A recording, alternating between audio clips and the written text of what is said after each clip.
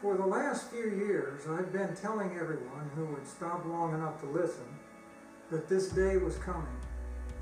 And yet, even with all that, it has been one of the most sobering experiences of my life.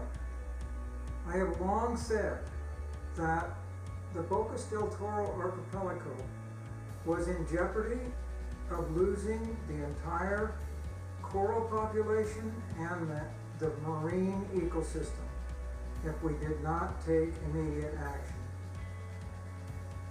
Meanwhile, on a yearly budget that is less than the cost of a new car, we created a coral restoration and fisheries management program.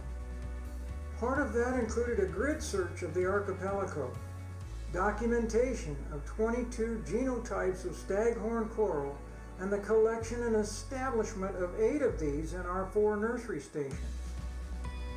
One of each genotype exists in each station. The idea is to collect one of each of those which are so scattered that they have no chance of developing adaptive genealogy.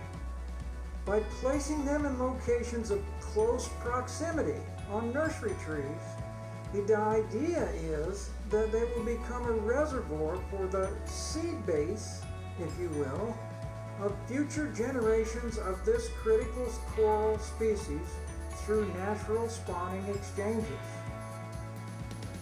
Our plan was to collect specimens of the remaining genotypes this fall and introduce them to our existing nursery stock.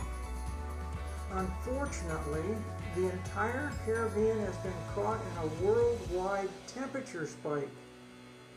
By the end of September, fully 3/4 of the potential collection sites were either completely lost or suffering extreme bleaching.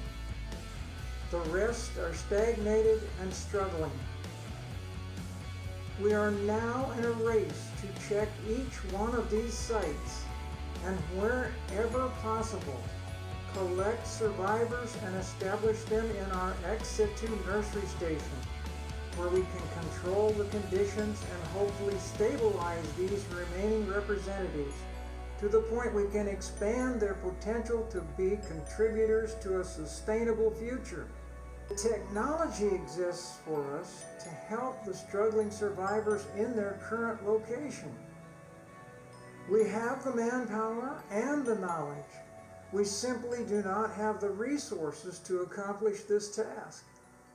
We have now expended everything available in our mitigation efforts. It seems ridiculous that for the lack of a few $1,000s, the future of an entire archipelago ecosystem and the communities relying on it are possibly facing eventual collapse. But it's true. We are currently the only marine restoration practitioners in the Western Caribbean waters of Panama that is attempting to help secure a recovery for the foreseeable future. We rely entirely on public support. We are all volunteers or native Panamanian workers.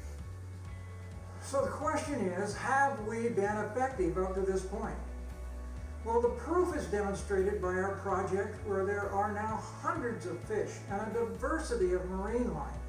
Our proof of concept Reef signature project has no comparison. But we have no sponsor, no university, no government assistance. Only you. Thank goodness for you. But we need you now more than ever. I get it that there are crisis events and acutely desperate needs right now, more than we can imagine. But I'm going to say it again. If we don't somehow solve this one and do it now, in a very few years, none of it will matter anyway. The technology exists. We are already in place. We can and will continue to make a difference. I'm asking you now, from the depths of my soul, to please consider an investment in the future of humanity and help us win this battle by supporting us in any way possible.